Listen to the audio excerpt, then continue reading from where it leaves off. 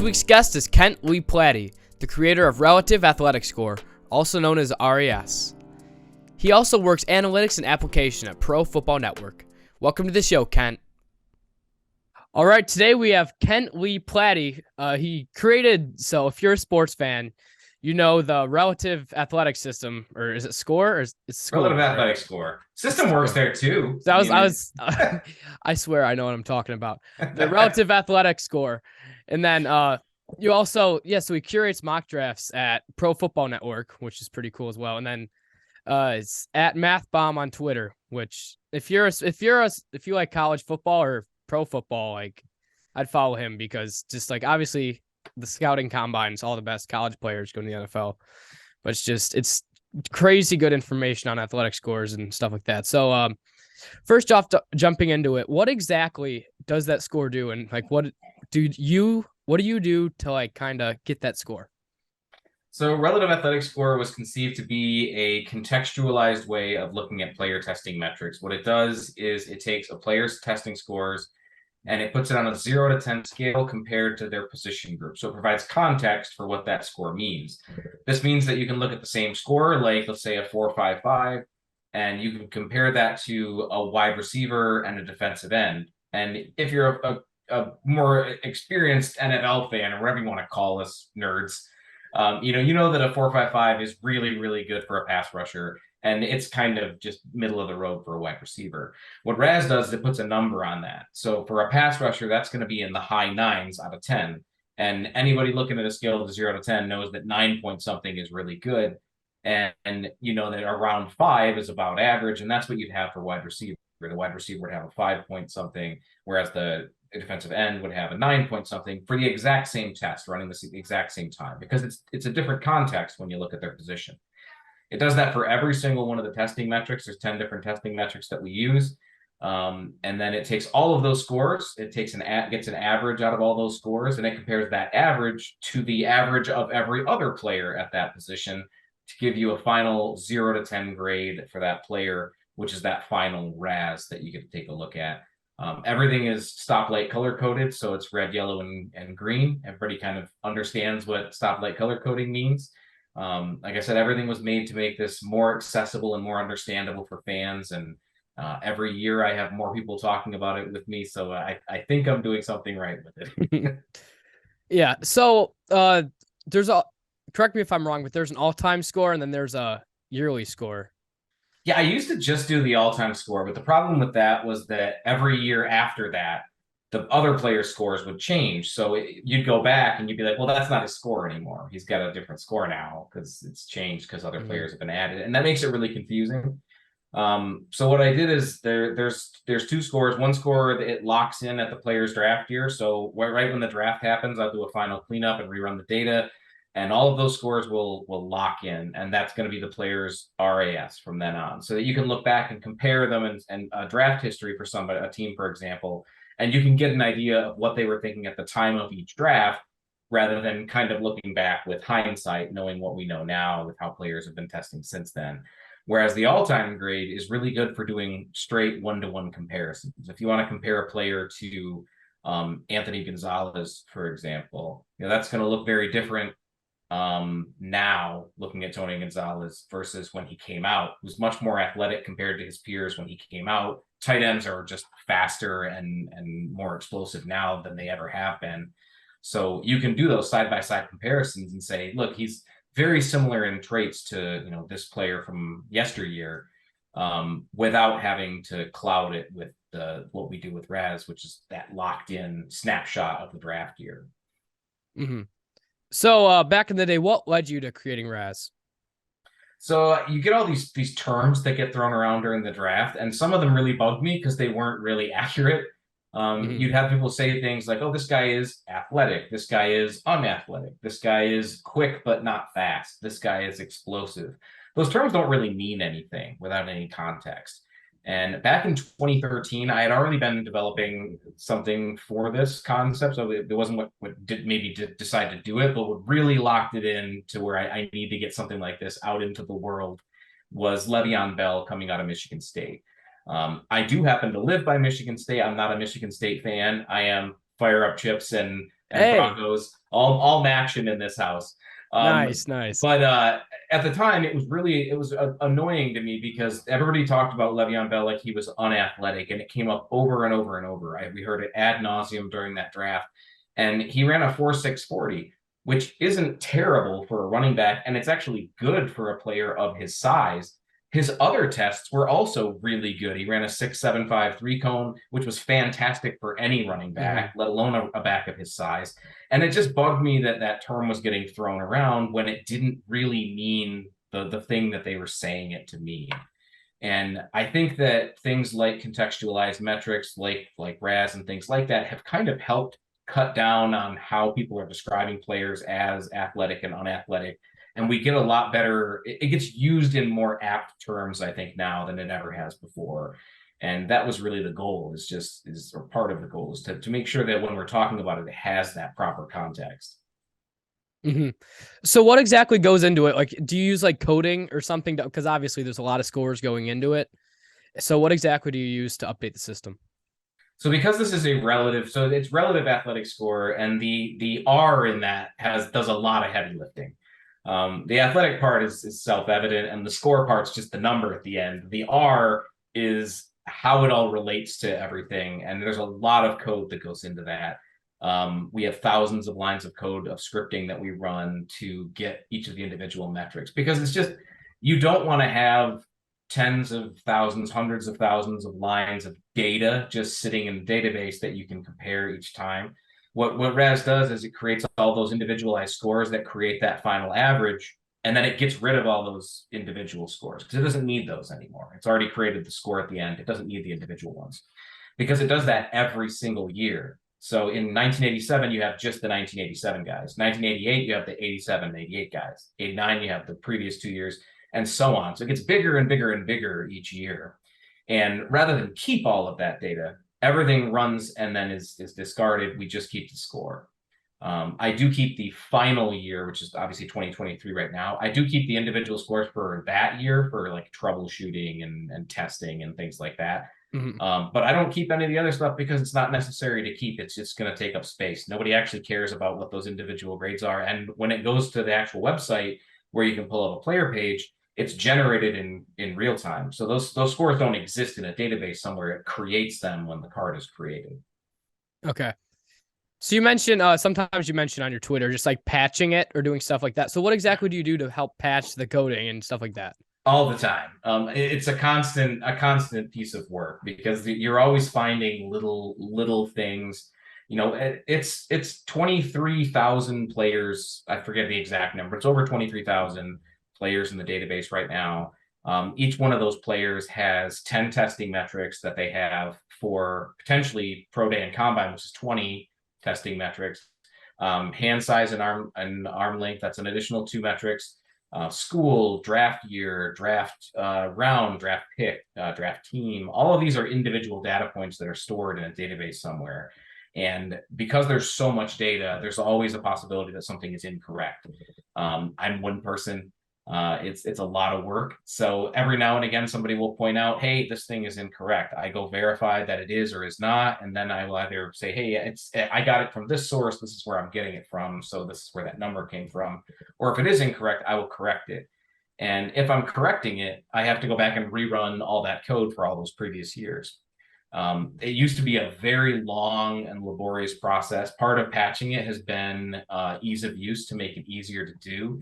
I can update every single position for every single year from 1987 to today in about 20 minutes now. Every part of it, every piece of code, everything that I have to run takes about 20 minutes now. That used to take several days to do. And I mean, Wow. days, like the whole day of running code. And then you kick off one script and just let it run until it completes some hours later. Then you kick off another one and let that run until it finishes. It's much more streamlined. It's also just making it look better, making it look better, making it run better. I had an intern a year ago that helped me out. We built a compare tool that I've been meaning to make for forever. I have the code to make it. I just needed to build the tables, build the actual code to be able to run a compare side by side. You've been seeing those compares, I'm sure, on Twitter, where people will run one player right next to each other. I've had a calculator forever. We were able to code it so that that calculator exists on every player page. So if you're like, well, what would he look like if he was an inch and a half taller? You can go look at that now. There's an option to enter whatever metric you want right underneath the card, and it'll run that for you just by reloading the page. It'll run that code for you and show you what their score would be if they had done that. So there's a lot that goes into it, but it's always evolving and always trying to make a better end user product for everybody. I make a little bit of money off of ads for this stuff, but it's generally meant to be a free resource so that people can do research and learn about their favorite players and figure out, whether these testing metrics mean anything or not. Can't do that if it's behind a paywall, so I make sure that I get as many things as I can into that free stuff as I can get. Mm-hmm. When you initially made Raz, did you like expect it to get as big as it did now? Like, was that a goal of yours, or did we just want to make it? Absolutely not, and it's been really wild. It's really fun to see it used. I told you before, I was on an ESPN radio station in Utah right before this. I've been published on the Patriots website now each day of the draft. I've been on the Vikings, Miami Dolphins. I'm on the Giants radio every year. Wow. Never would have expected any of that kind of stuff to come out of any of it. I expected it to be just a neat little thing that I did in my spare time. And it consumes a large chunk of several months of my year.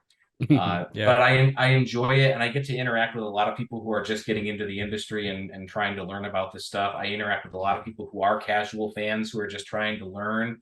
And I interact with a lot of people who are analytics majors, doctors of mathematics and things who are trying to figure out, how did I do this? Can we get a look at your database? And are there ways that we can, review this data in a meaningful way? Never would have thought I could have done that. I have a book behind me somewhere on that shelf that was published last year that has my work in it. I'm published in several research studies by people getting their master's degree and doctorates in college. Never would have thought any of that kind of stuff would happen. It's wild, but I think it advances a greater understanding of football in general, athletics in general, and how people can use coding to critique the things that we see around us. And I enjoy doing that kind of stuff.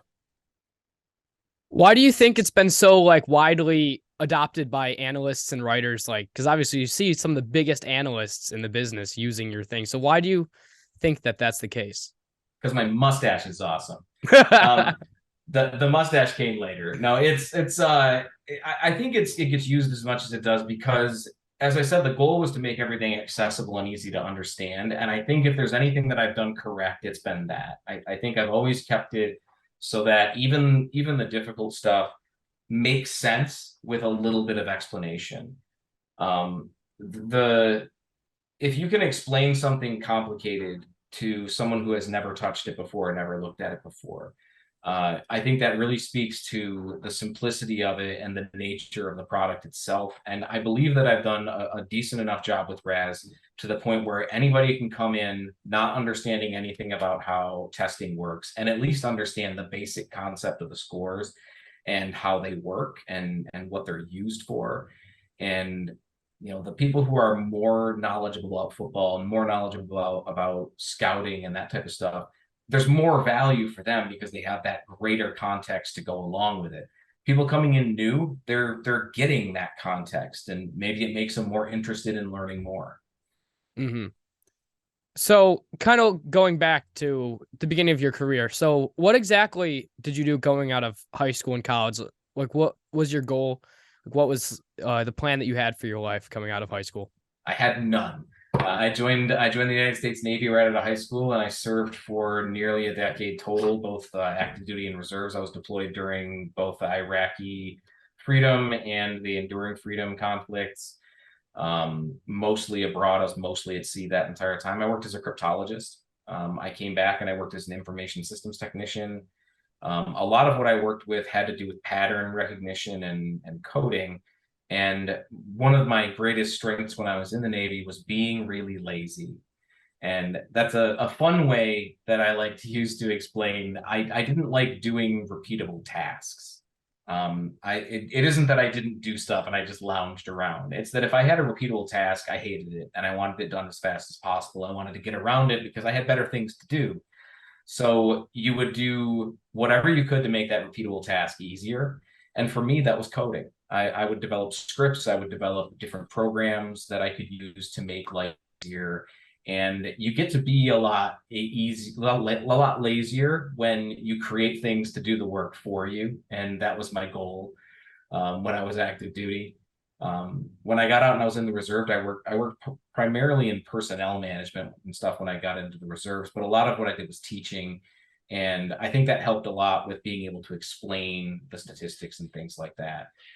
Right now, I work as a document developer. I make documents, which is extremely exciting, which is why it's the main topic of most of the podcasts that I'm on. But obviously, football stuff is way more fun, and you can do a lot of really cool stuff with it if you know how to code. So, when you make the drafts and when you make the mock draft simulators, what exactly goes into that? And how do you obviously use the athletic system? Do you use your opinion, or do you use other things to grade different players? And like, how exactly does that process work? The original algorithm and the original program for the mock draft simulator we use at Pro Football Network was developed by a contractor, and I picked it up a couple of years ago.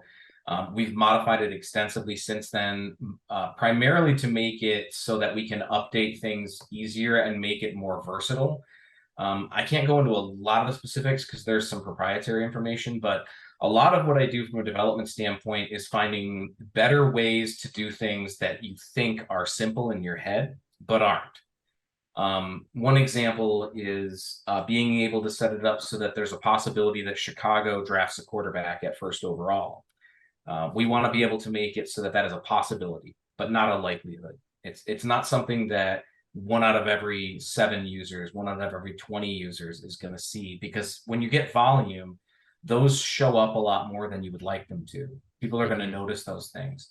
So how can you make it a possibility without making it a high enough probability that you have to be concerned about that? Because having somebody say, oh man, the Bears just drafted a quarterback, that is something that's possible. As much as a lot of us like Justin Fields and think that the Bears are content with him, until we know for certain that they don't, or if they trade out of that pick, until they trade out of that pick, the possibility still remains. It shouldn't be common. So it's a simple idea. Make it so that they can occasionally draft a quarterback. But there needs to be a way to code that in a way that isn't, every X amount of times do this thing. Because if you code it that way, then you're going to do that a lot. You're going to spend most of your time coding those little things. And you're going to get a bunch of them. Will Will Anderson fall out of the top 10? Probably not. If you just do it where you're saying, if it's the 10th pick, make this person pick them, you're doing what we call as a determinant, where you're saying, this is going to happen. And fans hate that. Subconsciously, they hate that. The ones that notice it really hate it. The ones that don't hate it and don't realize why they hate it. We never want to set a determinant and say, this is a thing that is going to happen, until we are very close to certain that that's a thing that's going to happen, which happens sometimes for the first couple of picks, where we know, they're very clearly going to draft, Trevor Lawrence. Yeah. We're very certain that's going to happen. We will set up certain scenarios, but even in those scenarios, if you code it just as, if pick equals 1, pick this dude, then that code is just sitting there. And then you just have useless code sitting out there that doesn't do anything. There's far better ways to code it so that you can make it so that you can pick any specific pick or a range of picks and say, if this is the pick, this person either is going here or is likely to go here. You can code it in a way to make that happen.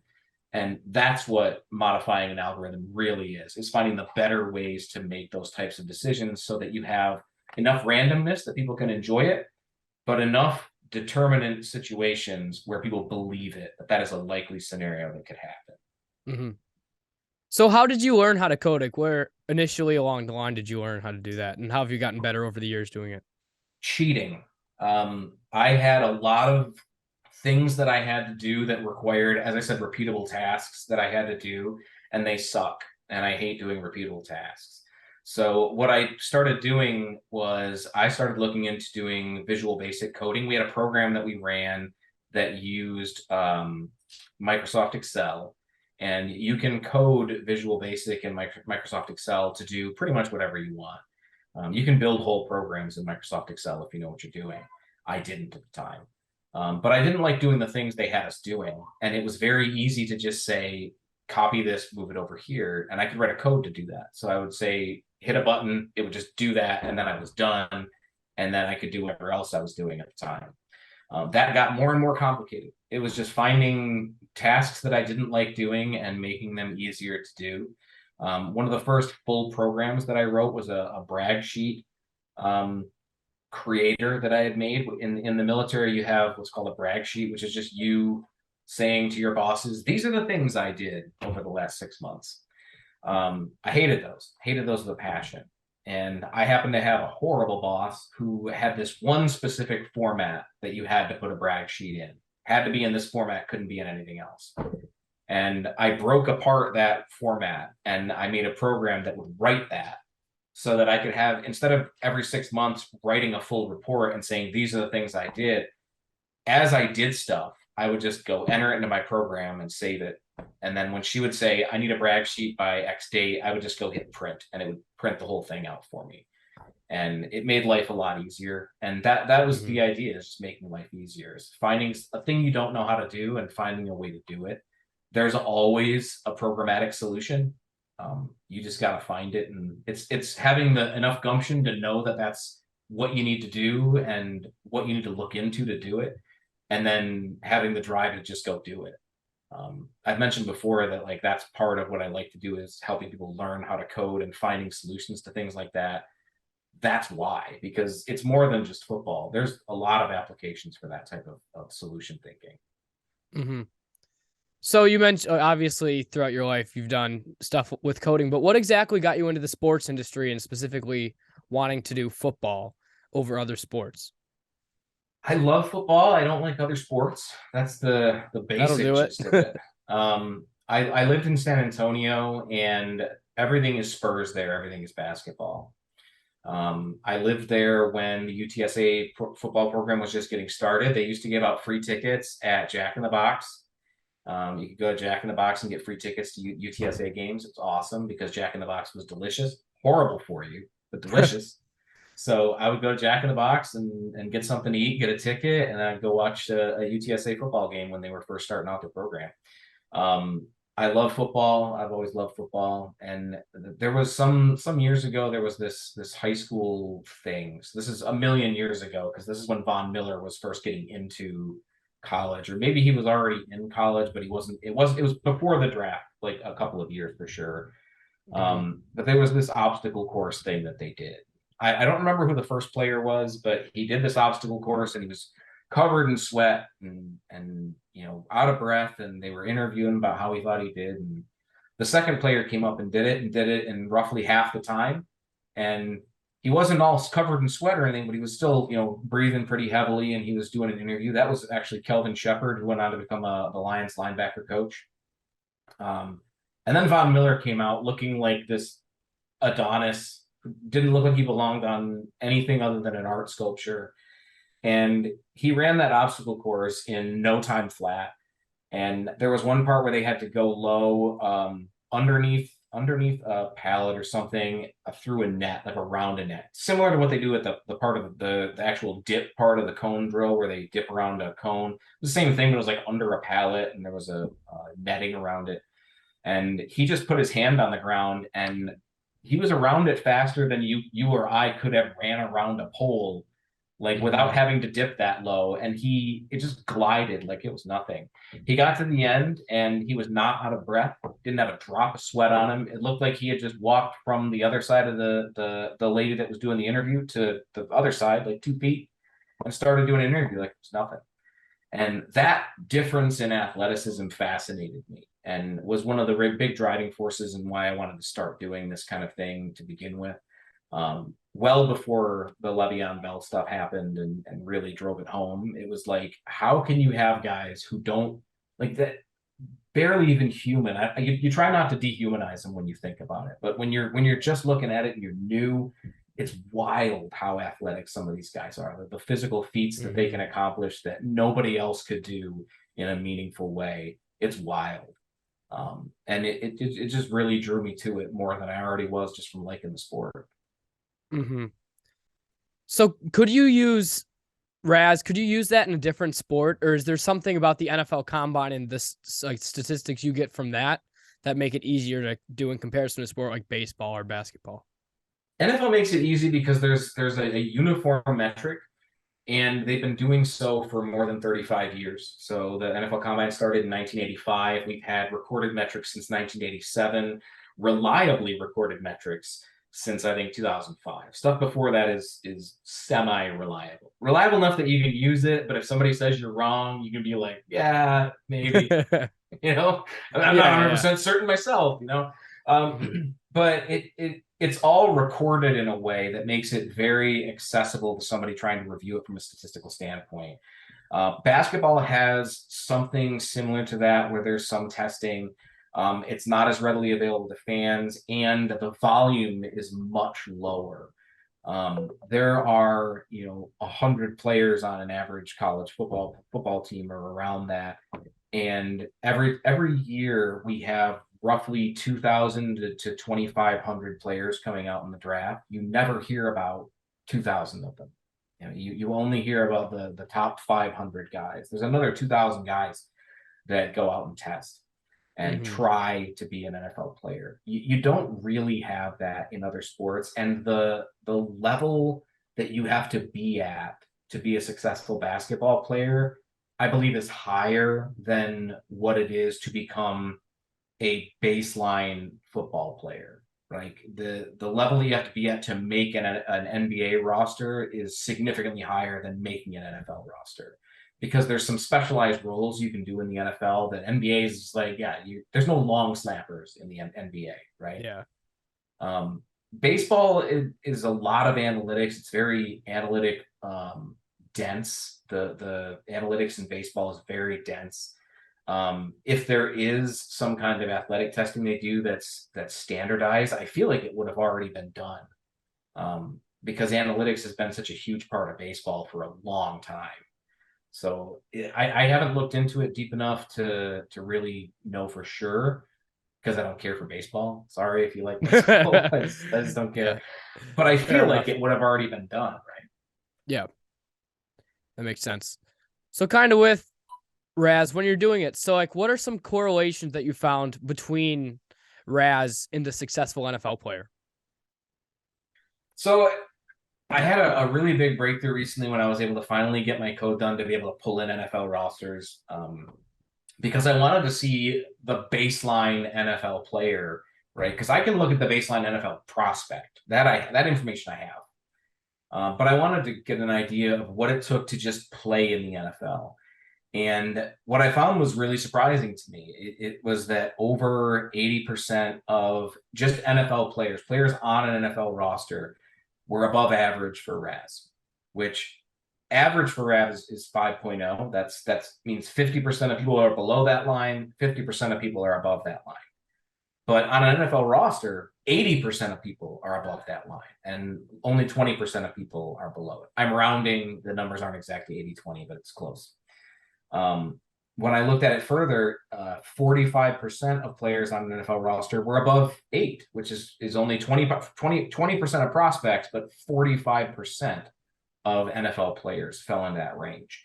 So even just getting into the NFL required a level of athleticism that was significantly higher than what you would consider a baseline average if you just looked at a prospect. And that type of information is really cool when you start looking at NFL testing and why they do it. They do it because that's the type of guys that are going to make their rosters. The idea that stuff doesn't matter because you have players like Antonio Brown or Jarvis Landry. I always use receivers because it's easier to talk about those translatable traits when you're talking about receivers. Mm-hmm. But it's easy to point out the guys that didn't test well and made it. But the fact remains that a majority of the guys that don't test well never even see an NFL training, like a practice squad. They don't even see a training field, an NFL practice facility. They never make it that far. So we drop off a huge portion of the NFL prospects that tested poorly before we even get to, can the guy play football in the NFL? And that's really interesting to me. It looks similar when you start looking at actual success metrics like Pro Bowls, 1,000-yard receivers, 1,000-yard rushers, double-digit sack players, things like that are more statistical based. You start to see those trends really show through. But even just making a roster, it's huge. Mm-hmm. Are there any specific positions that the Raz, like this position needs a higher one in comparison to this position? Like maybe you could get away with like average athleticism. So that's where we get into this idea of typing. So there are certain types of receivers, and again, I use receivers because it's easier to point out those differences in traits. Most quarterbacks, you have mobile quarterbacks and then guys that are in the pocket, but the part of the passing part remains pretty much the same regardless of where the quarterback is. That's not the same with wide receivers. You have guys like Calvin Johnson, big guys, fast guys that beat you all over the field. You have guys like DK Metcalf, who isn't the most agile guy in the world, but you don't care because he's so big and so fast that he can blow by pretty much anybody. And then you have guys like Wes Welker, who had such a diverse route tree. He could run so many different routes that it was difficult for a player to defend him because you couldn't just plan for, okay, if he's going to move this way, I got to stay on his outside shoulder in case he breaks a break that side, because he could still have a different route that he was going to run. So if you do something, he can plan for it, do something else, and he's difficult to defeat. He wasn't the most athletically gifted guy, but he could still win in a way that was difficult to defend on a football field. You use different types of athletic traits to win in those types of scenarios. You need to be a little bit quicker to play like Cooper Kupp than you do fast. You need to have a little bit more agility to play like that. You need to be a little bit more explosive to play like DK Metcalf. You need to be quite a bit bigger to play like somebody like T. Higgins, who uses his length to beat a lot of people. You know, those are all different NFL traits, and it doesn't mean you're going to score well in a composite metric because you might score poorly in other areas. Another example I like to use is nose tackles, because nose tackles require you to be big and strong and explosive, but only forward. No, that's the only muscles you need to have, is being able to move forward quickly. So you're looking at weight, you're looking at their bench press, and you're looking at their broad jump. That's 3 metrics out of 10. So you might have a guy who tests really poorly in 7 metrics and then really well in 2 or 3, and that's totally fine. Whereas if you're looking at it from an overall analytics standpoint, where you're excluding things like typing, he would look like a person you would avoid because he would overall test poorly. But there's always that level of granularity that you need to pay attention to. Even metrics like mine, and I love my metric, I put a lot of work into it, but even that, there's a level of nuance that you have to pay attention to when you're looking at it from a more granular perspective. You can never just look at it as an overall score. It's fun to get an idea of how things work and how things work generally, but whenever you're digging down deeper and really evaluating players, there's always more to it than just that number. Mm-hmm. So kind of now going back into the start of your career and the start of your bringing up. So what's some advice you'd give to people kind of wanting to take the same path as you as like an analyst and making stuff like this? So always learn stuff, find new things to learn. There's always better ways to do things and easier ways to do things. And when we were growing up in my generation, it was always, you don't want to cut corners. You're cutting corners, that's being lazy, which is part of why I refer to it as being lazy, because of the stuff that we had drilled into us. That's not being lazy. That's just being intelligent about how things are supposed to work and how you're supposed to value your time. And that's the really big piece of advice, is value your time. Know what you can put into it, what you're able to put into it, and know what you're going to get back out of it.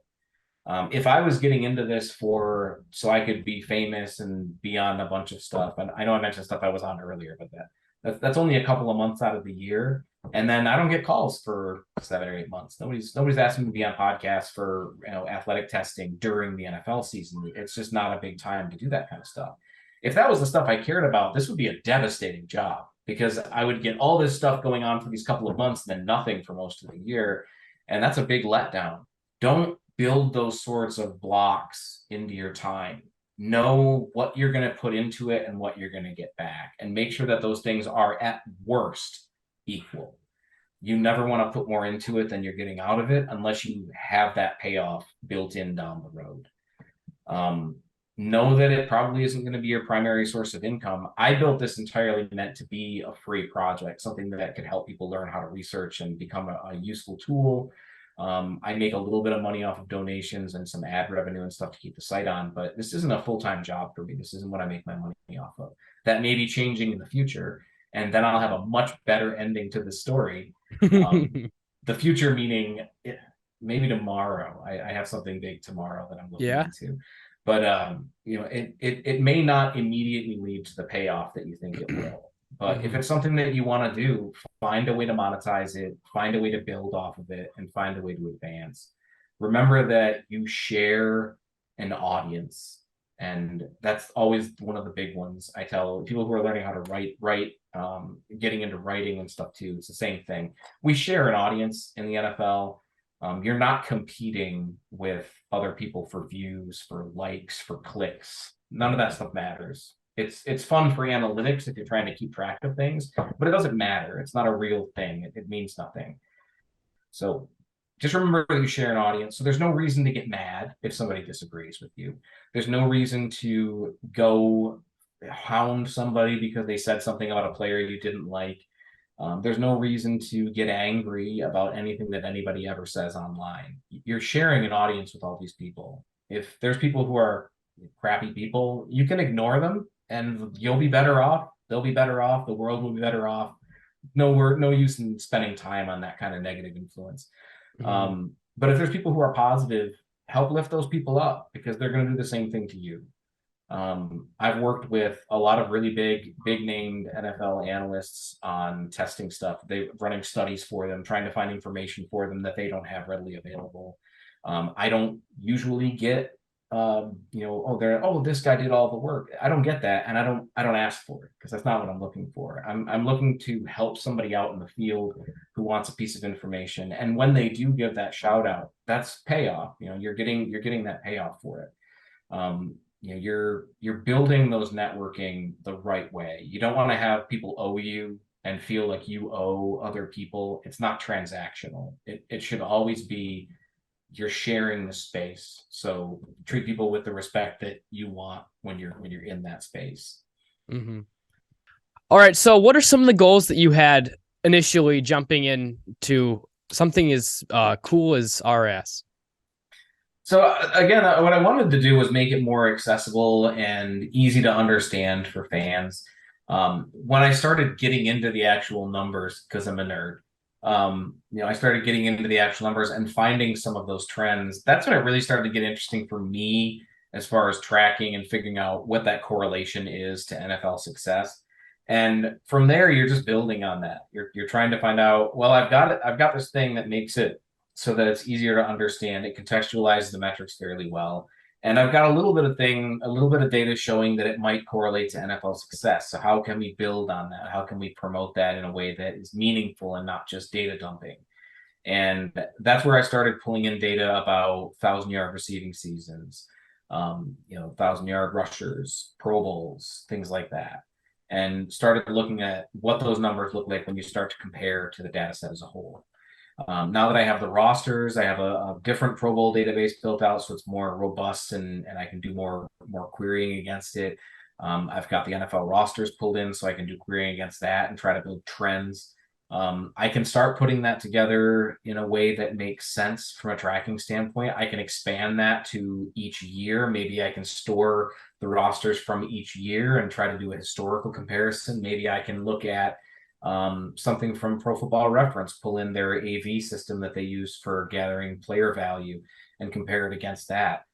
Maybe I can work with somebody like PFF or SIS, one of those other analytics folks, get with one of them and see if there's a way to look at it from their metrics versus ours, because theirs is production, mine's athletic. Finding a way to mix those two things together and see what we can come out with. Those types of things are interesting and people like getting into them. But I don't go into that type of stuff with a real goal in mind. I find out when you're working with statistics, you should generally go into mind with not so much with a goal of a thing that I want to find out. Like I even going in and saying, I think that higher athletic testing leads to success in the NFL. If that's my goal, is proving that, then I may make some mistakes in my data selection process. I may make some mistakes in the data sets that I'm using to make that happen, to force the result based on the solution that I would like to show. So I try to go into it, instead of having a goal, I try to go into it having an open-ended question. So instead of, I think that higher athletic testing leads to more NFL success, I try to go into it with, is there any correlation between athletic testing using a composite metric like RAZ and NFL success using a specific metric, using 1,000-yard receiving seasons, Pro Bowls, whichever one I happen to be using? And the answer generally is yes in these particular scenarios, but I think it gets you there in a more reasonable fashion from a statistical standpoint, and you don't get there with absolutes. There's never going to be you have to test well for you to be successful. It's always going to be the majority of people fall into this group. There are guys that fall outside of that, and you try to figure out why those guys fell outside of it. Not so you can say, oh, well, he should actually be over here, right? This guy should actually be over in this group. An example I love to use lately is Darius Leonard from the Colts. Darius Leonard had lower than average testing numbers, at a below average RAS, because he injured his hamstring during his 40-yard dash, but they recorded it anyway. So he has a bad 40-yard dash, and he completed his testing at his pro day. He was still recovering from that injury, and his testing wasn't all that good. And actually, Darius Leonard himself has seen that, and he was brought up that whole situation about how it doesn't really tell the whole story. And I love that he did that, because I've brought that up a bunch of times, and I think it's very important to have that context, that he was injured at the time. Yeah. But I don't get to just go, well, he had a below average one, but he should probably be in this other group, right? So I'm just going to put him over here and make my point more valid, because I think he belongs in this other group. There's this reason that he was in the smaller group.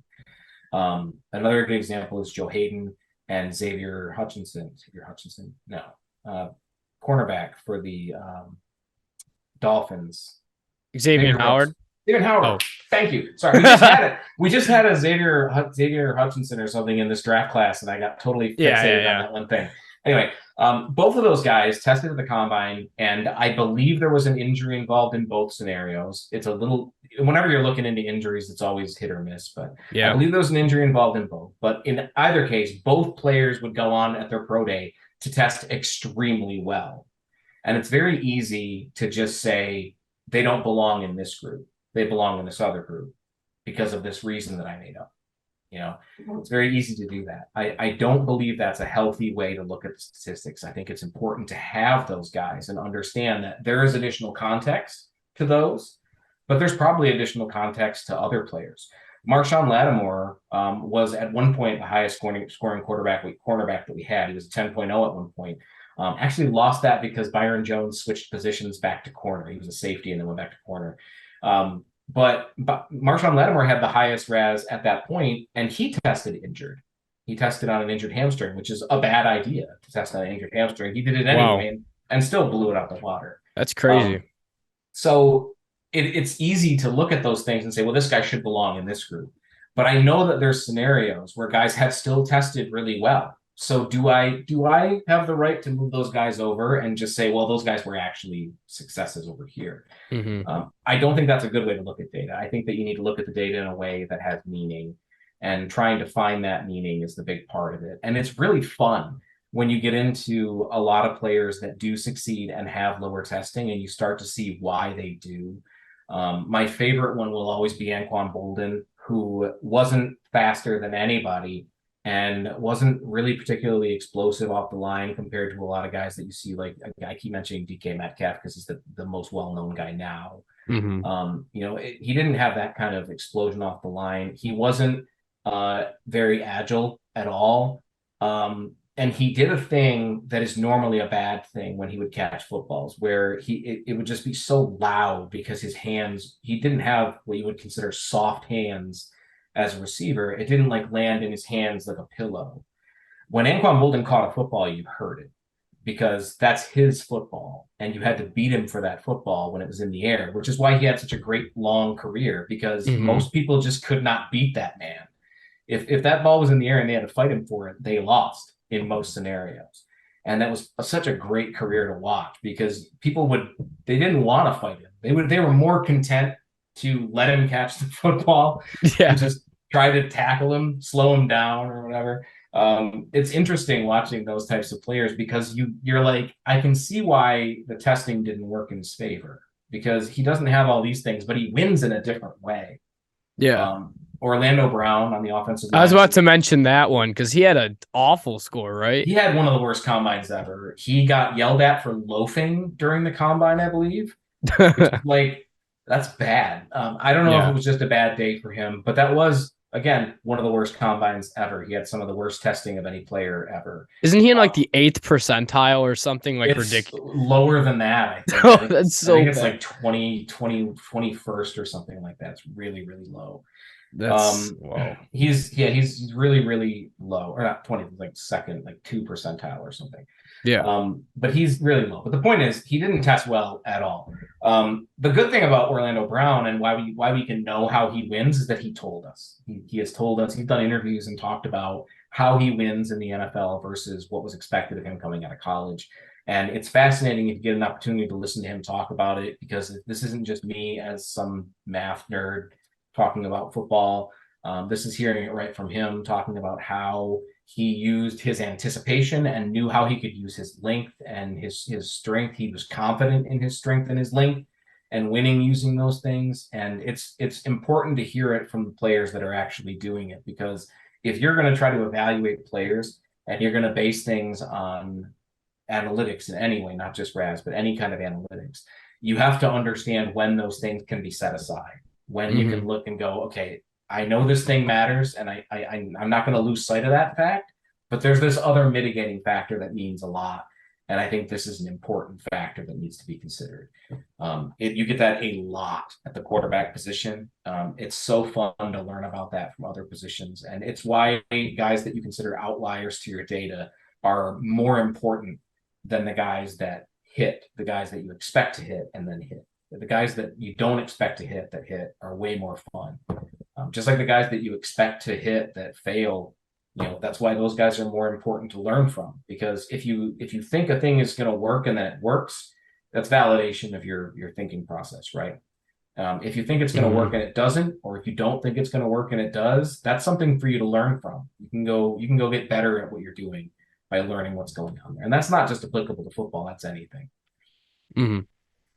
So, what are some of the biggest obstacles that you've had, both just in your career and in the building of Raz, and what helped you overcome them? Um, Gosh, obstacles. Um, I tend to be very confident in my abilities, and I don't have the greatest speaking voice online. The way that I talk about stuff, I'm very matter of fact when I talk. Online, that comes across as really arrogant at times. And when you're trying to explain a subject to people, and it can sometimes get complicated, you can sound like you're, oh, well, if only you knew the things that Yeah. I knew.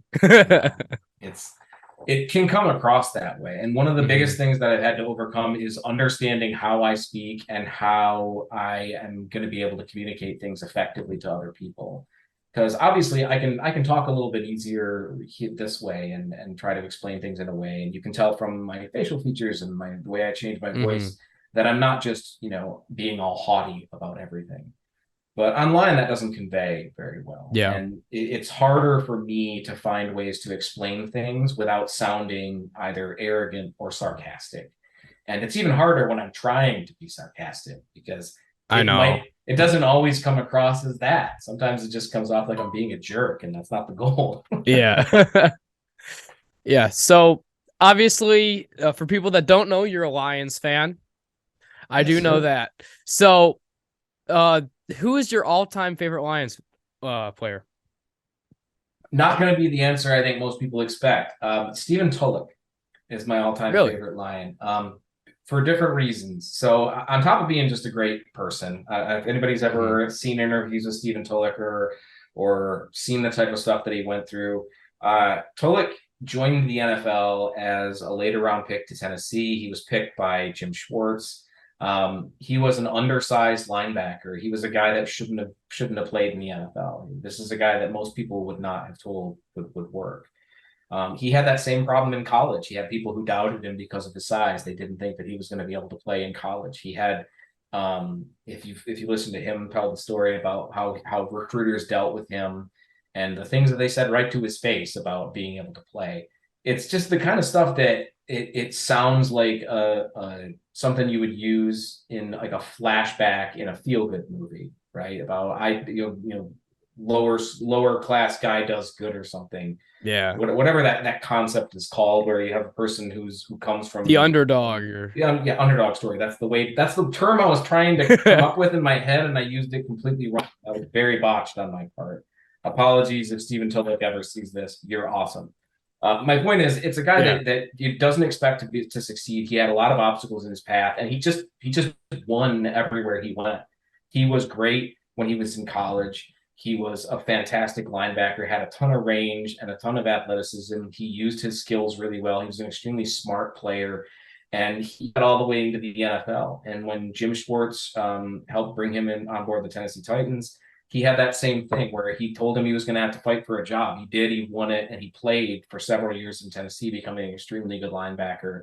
And then he came to Detroit back when Schwartz was still coaching there, and he was a really good linebacker for the Lions until he had one mistake where he goofed up and tore his ACL, and that's probably what a lot of people remember him for. But one of my favorite players of all time, period, just because the story was so great. And I think that it teaches you a lot about what to expect as a person who has to face adversity, because it's never going to be this easy road. Nobody's ever going to give you anything. And Stephen Tulloch is just a great example of a guy that had to fight for everything that he did, and turned it into a really good NFL career. So I have to ask, I'm just going to assume it's Calvin Johnson, but who is the highest graded Lions player ever? Yeah, that's Calvin. He's actually the highest graded player ever, period. Regardless of position, or regardless of position, is Calvin Johnson. Wow. His lowest testing metric when he came out in 2007 was a 97th percentile 10-yard split. That was his worst testing. That's his worst. Even his agility was better. Like, obviously, watching he never did the agility drills. I think he would have been the same. I think his agility drills would have also been insane. Yeah, that's the thing a lot of people need to understand about when guys skip drills. Not everybody skips drills because they're going to be bad at them. They just don't want to do them.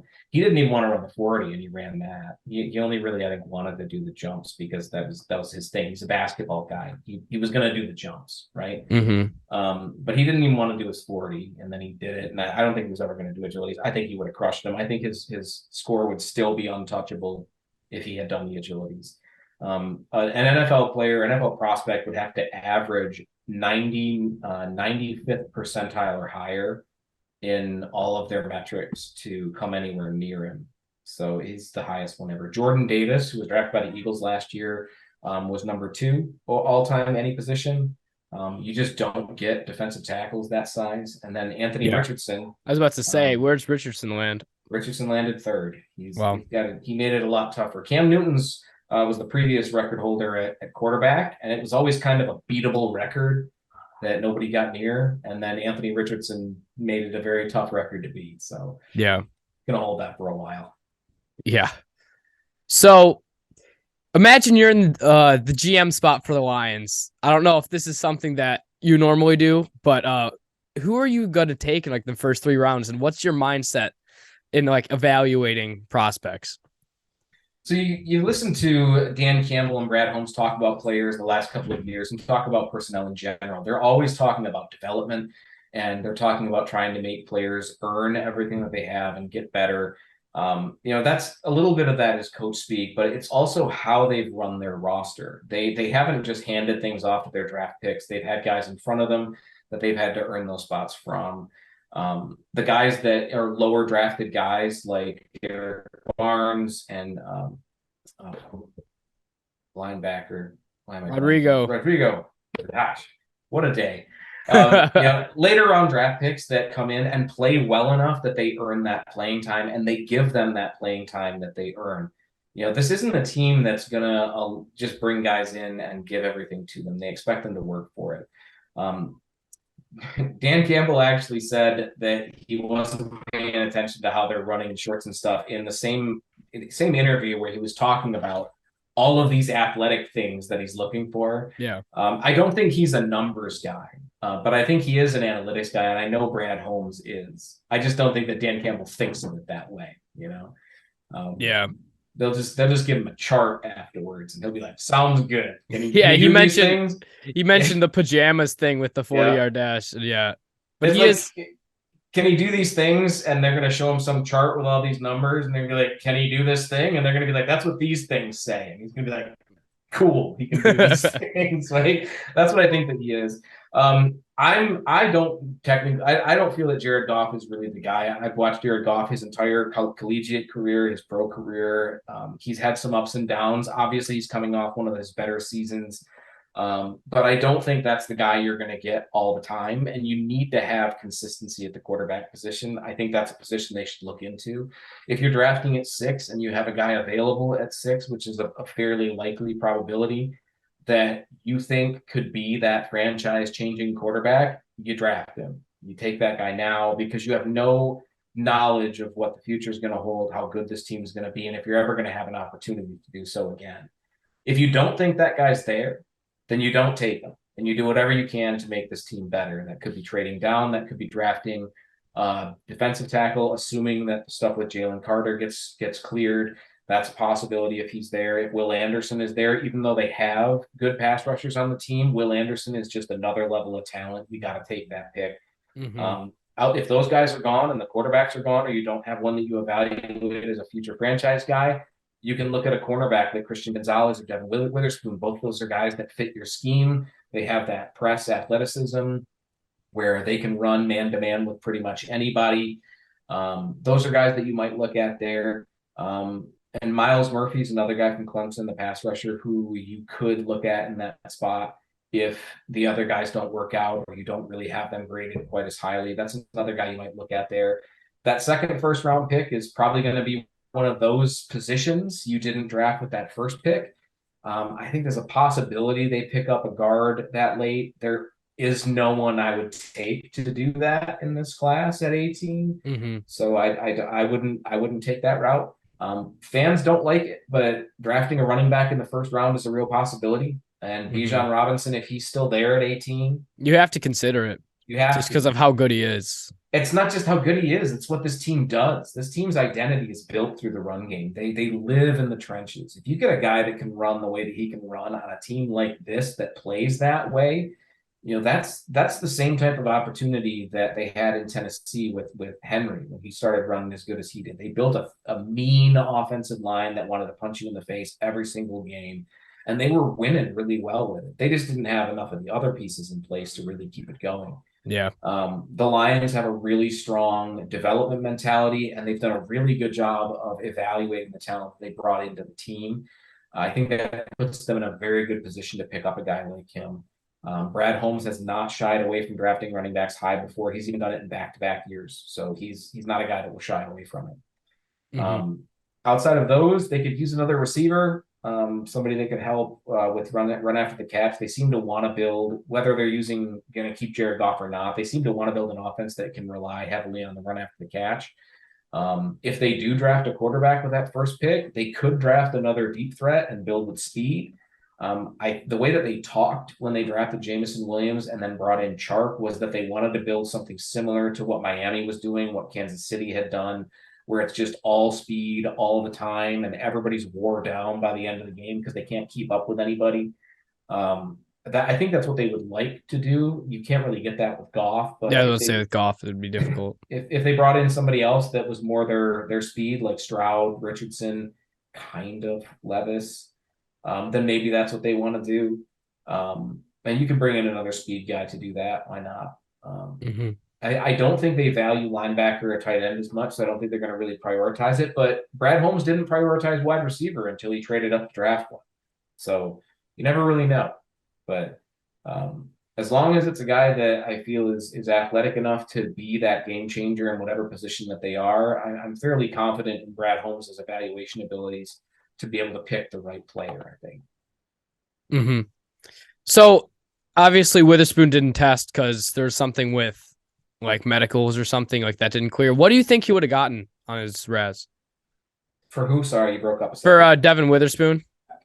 Oh, he would have been up there. I actually just dropped a mock to go get edited, and I used some guys that didn't test, and I had noted that if they didn't test, I'm kind of assuming they would have been like mid nines range, and I think that's probably where Witherspoon would have been, was the mid to even high nines. I don't think he's as athletic as Christian Gonzalez is. I don't think he's quite as smooth of a mover as Joey Porter, but he's definitely a very, very good athlete. And he's got a lot of really good size, so he can move. Mm-hmm. Does it positively or negatively affect the Raz when someone, say, doesn't test agilities or something along the lines of that? Depends on how they did in the other drills. Everything's weighted equally, so there's no penalty for not doing the drill.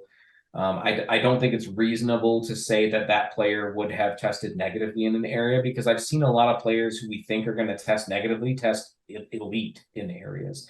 I've seen guys that we expect to be really fast be really slow.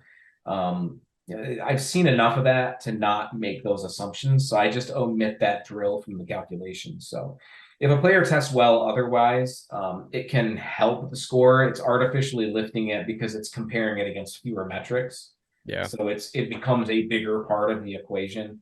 Every drill, if you have all 10 drills, each one is 10% of the total value. If you have 9 drills, each one is a little bit less than that. If you have 8, they're each 12.5%, and so on. It just keeps getting less and less as you go. Got to have at least 6 though.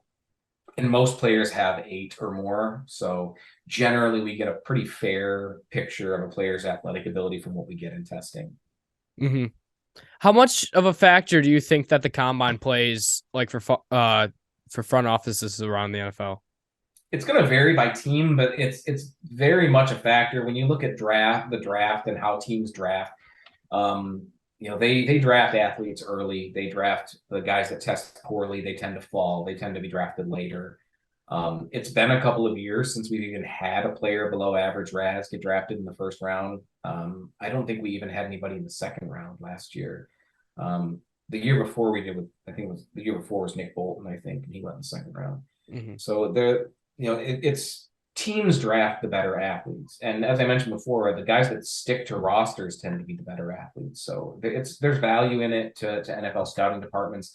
Every NFL team has their own dedicated analytics department. They've got their own metrics. I'm fairly certain none of them use Raz specifically, but they have some kind of composite metric that does the same type of thing. My metric is meant to be fan facing. It's meant to be used by the fans so that they can contextualize metrics. A dedicated analytics network with like full-time analytics guys who went to college for this stuff and have a BA in statistics or something.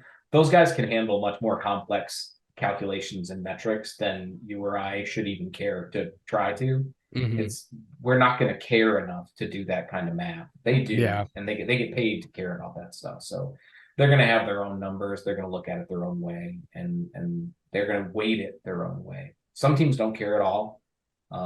Some teams care a lot about it. Packers, Colts, Eagles, I know care a lot. Ravens have a completely unique scouting department that doesn't seem to have any pattern at all. They're wild.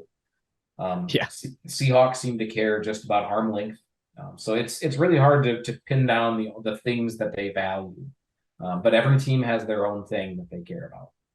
Mm-hmm. What's motivated you to grow that super awesome looking mustache? What's the backstory behind that? I did that during COVID. I always wanted a bowler. And I keep forgetting to bring it back into the office so I can have it when I'm on calls. But I went out the other day and I wore my bowler and I just left it in the other room. But I've always wanted a bowler. And right before COVID hit, I just woke up one day and I thought to myself, I'd seen a picture of somebody in a bowler or something. And I was like, I've always wanted a bowler. And then I was like, I'm an adult. I make money. I can buy a bowler if I want. I can go get one. So I bought a bowler, and then you just kind of have to. You got to at least try. For sure, yeah. And I just liked it, so I kept it. I enjoyed having it, and it's wild because men in today's society don't really compliment each other. It's just not a thing that guys do, and when we do, it tends to be backhanded compliments. But I get a lot of compliments about it, and it gives me an opportunity to try to compliment other people in a way that isn't weird. I'm terrible at it, but I try. And fair enough. It's it was grown originally just because I had a hat and I wanted to see what it looked like, but I like to try to use it to help me try to be more positive towards other people, and hopefully that works too. That's cool. And then of course I see Catan in the background. That's a staple in our household over here. Yeah, we play that a lot. Yeah, we got the Pirates one, and it's a little bit different, but we definitely dig the OG more.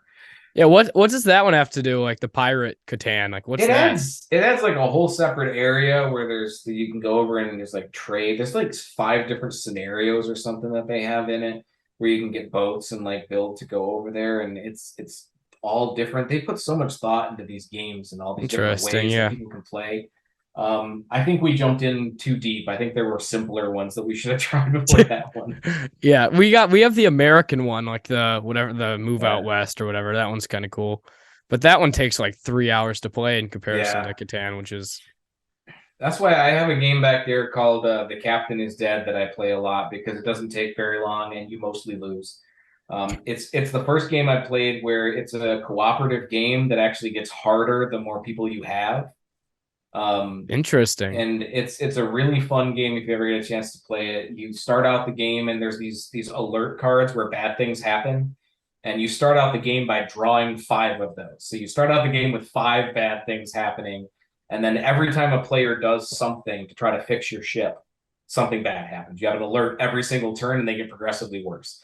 I'm selling it really well. It's a fun game. It's really fun. It's very difficult. It's one of the first cooperative games that have been like a genuine challenge where you can't analytics your way out of it. It's constantly reactionary, and it's so much fun. That's awesome. All right, that's all I have for you today. Thanks for doing this. No problem, man. I appreciate you having the time. It's been fun. Thank you. Have a good one. Have a good one. I'd like to thank Kent for coming on to today's show. It's an honor interviewing him, and I had a great time. Make sure to like and subscribe if you haven't already. And as always, my name is Calvin Custance, and this is The Blueprint.